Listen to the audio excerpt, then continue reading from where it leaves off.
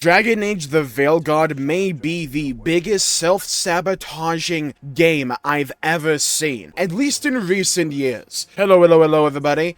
I am Jmulls of Jmulls Gaming. I don't understand who they are trying to target with the advertising for this game. It doesn't make sense to me. Like, fundamentally, it doesn't make sense. The first trailer reeked of a 5v5 hero shooter, and then they do this gameplay reveal, which is mostly walking and talking and yapping in the most boring, one-dimensional exposition bouts you have ever heard in your life, in a city that could be a one-off because of the lore of Dragon Age, but it doesn't feel or look like a fantasy game. And then they show you this, like, bootleg combat. And this is clearly a section of the game that is very early on. Heck, the name of the quest is even the end of the beginning. This is supposed to be really early on, and even the MC doesn't have that many abilities to play around with. However, normally, when it comes to a trailer, what you want to do is put your best foot forward. You want to advertise the aspects of the game that are the most appealing, that will draw people in, and that will captivate people and want them to play your game. I don't understand what any of this trailer, or even the one before, is supposed to do. I don't understand the purpose. I think the lighting looks okay if this is a one-off section and the rest of the game oozes that feeling of fantasy and all that. However, my bigger issue here, right, is that this is supposed to be a gameplay reveal, and if you've seen this, most of it's walking, or it's the most boring combat.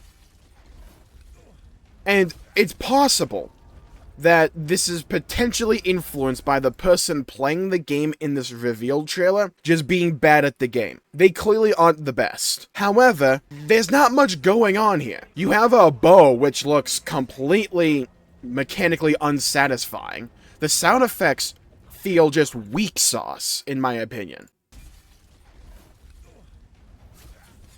See what I mean? Like, nothing feels visceral. Nothing sounds as if it has a lot of impact to it. Like, this class, whatever they're playing as, has this one ability where they shoot lightning from the sword, which is kind of cool, but most of this trailer, see? If you are showing me the gameplay, show me a part of the game where these abilities are online, where I can see what the abilities are supposed to do, what the flow of the gameplay at its peak is supposed to look and feel like. This doesn't give me that. It's a long-form RPG. I go into it expecting the beginning to be kind of boring and one-dimensional. I kind of expect it to be a tutorial of sorts, which is clearly what this section's supposed to be. That ability is kind of cool. However, if you want to sell me on a game that is clearly a departure from what most people really liked about Dragon Age Origins, then show me a part of the gameplay where this gameplay is supposed to be really good and satisfying, because you're not doing that here. I don't even want to go in on the idea that this isn't Dragon Age or doesn't feel like Dragon Age. Plenty of other people have said that as well. My main thing is, does it look like a good game? And I just can't say yes to it. But the funny thing is, you have Shinobi602 on Twitter here, who does a bullet point list of a bunch of the preview for this game.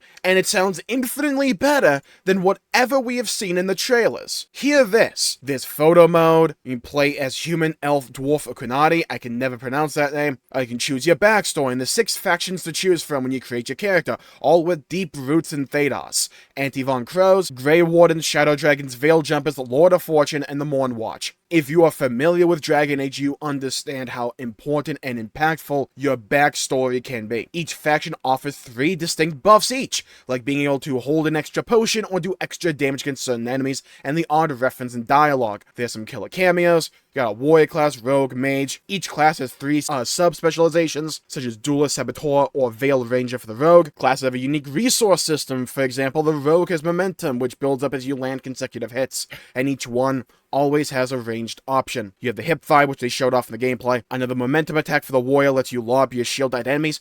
How about, instead of whatever Yapfest this is supposed to be as a trailer, with subpar dialogue, subpar delivery and voice direction, and lackluster gameplay because it's really early on in the game. You show me a later section where you show this stuff off. You know this game is going to be controversial because of the art style and the overall gameplay style of the game. You know it's going to be controversial. Put your best foot forward. And now hear this. What was my biggest issue with Dragon Age Inquisition? That the game felt more often than not too similar to a single-player MMORPG, where the quests were really grindy, they weren't that good. Quite frankly, most of them sucked, and it was a giant grind fest. That was Inquisition's biggest letdown. This right here sounds infinitely better. Quests are more handcrafted and mission-based, curated with alternate paths, secrets to discover, and optional content. Show one of those off, man! What are we doing? Because here's the thing. When I watched the first trailer at the Xbox Game Showcase for Dragon Age The Veilguard, I thought it looked like crap. It looked boring. It looked like what people meme on modern games to be. It looked like EA dropped the ball yet again.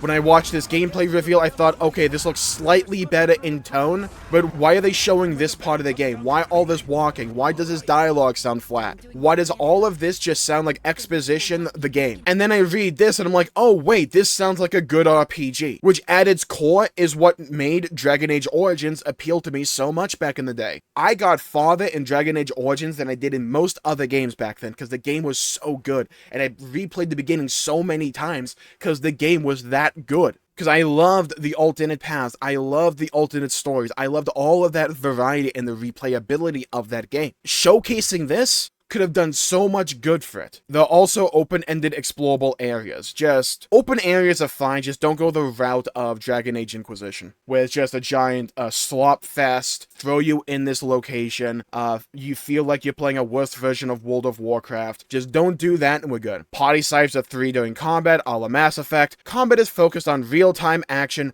dodge, parry, counter, because apparently if you're a modern game now, you have to have dodge, parry, and counter, because every game nowadays feels like it has to have this system. I'm a FromSoft player. I love those games. I don't mind dodge, parrying, and counter. I just don't want every game to have this system, or to rely on this system. Sophisticated animation canceling and branching using risk-reward charge attacks designed to break enemy armor layers. Like, this could be good, but again, you showcase a part of the game that's so early on, and that's so one-dimensional and a tutorial pretty much, that you don't show the combat system at its potential peak. And when you're trying to deviate from the established norm of a franchise, you have to show why you're doing this. You have to show, hey, we believe we have something here, something that is valuable, something that is really fun that you may genuinely enjoy. Not this one-dimensional, hey, I'll use one ability every battle, I guess, and I'll do the same like 3 animations repeatedly.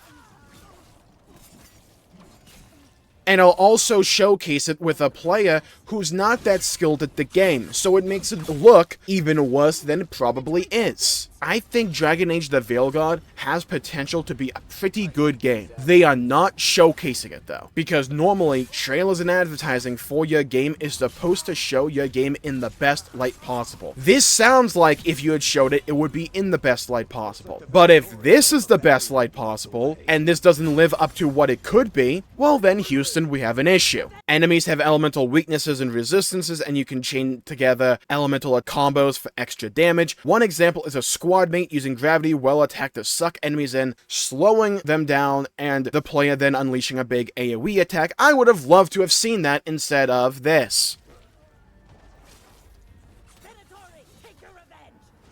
See what I mean? You don't take direct control of companions like past Dragon Age games, because why would you? Not like it's a Dragon Age game. But you can still pause and issue ability commands for you and your allies. Yeah, because it's not like there haven't been any other big games lately that allows you to have direct control of your party members in tactical gameplay. I'm sure no one really wants this, or there's never been a game in recent years, like a game that came out on August 3rd of 2023, where people absolutely universally love this system, and it adds so much to the gameplay. I'm sure nobody actually wants this. There's a hub area, whatever. Companions can eventually start romancing each other. If you opt not to romance them, that's cool, could lead to interesting dialogue. Each companion also has unique missions tied to them that play into the larger story. Nudity confirmed, okay. Incredibly deep character creator. 5 categories include lineage, appearance, class, faction, playstyle. Would have been nice, again, to showcase this in a Dragon Age game. You see what I mean? When I read most of this outside of this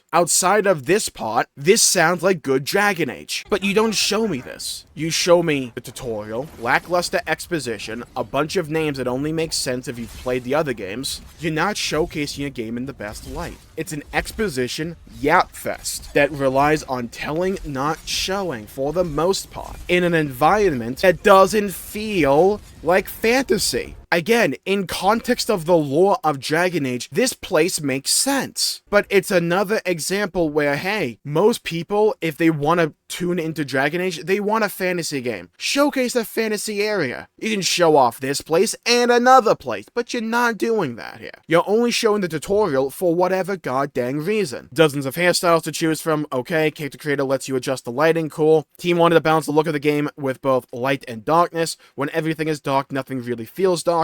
For this one, we really wanted to build that contrast again. I assume this means aesthetically. Again, that would be cool if we saw more than like one location. Skill tree is vast. I would have liked to have seen that. You can also set up specific companions with certain kits, from tackling specific enemy types to being more of a supporting healer or flexible all-rounders. Again, show this! There are tarot cards you can go through during the character creation process that will let you choose decisions from past games to implement into Veilguard. Team teases you may lose some characters during the story. And then we have some images here. This looks awesome. This looks mid because it's from the gameplay trailer. No, actually, no, it's not, because there's more than one ability here. Again, show this part off. This looks awesome. That looks cool.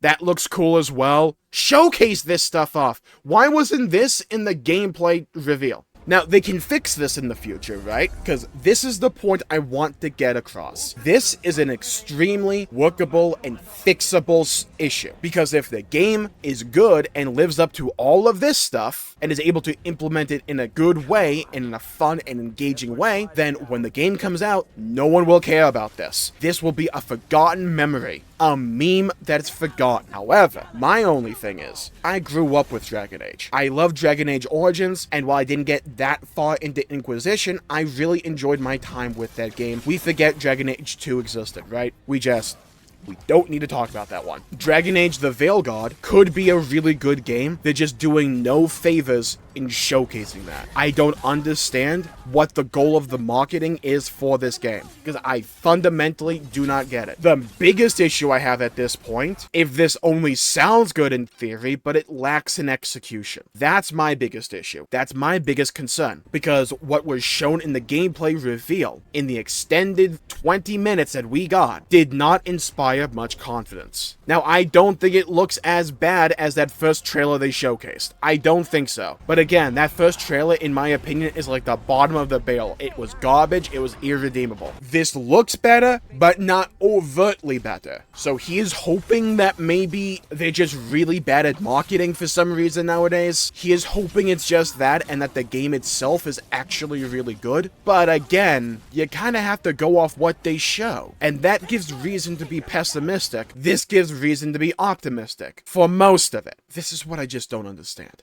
Do you want people to be excited for your game, or do you not? With that, I'll call the video. Thank you all for tuning in. My pleasure making the video. If you enjoyed it, please leave a like and subscribe. If you really the channel out and help support future content, I greatly appreciate it. Stay safe, have a great day. Leave a comment down below with your thoughts, your opinions on Dragon Age The Veilguard. Are you slightly more optimistic? Are you more pessimistic? What's going on here?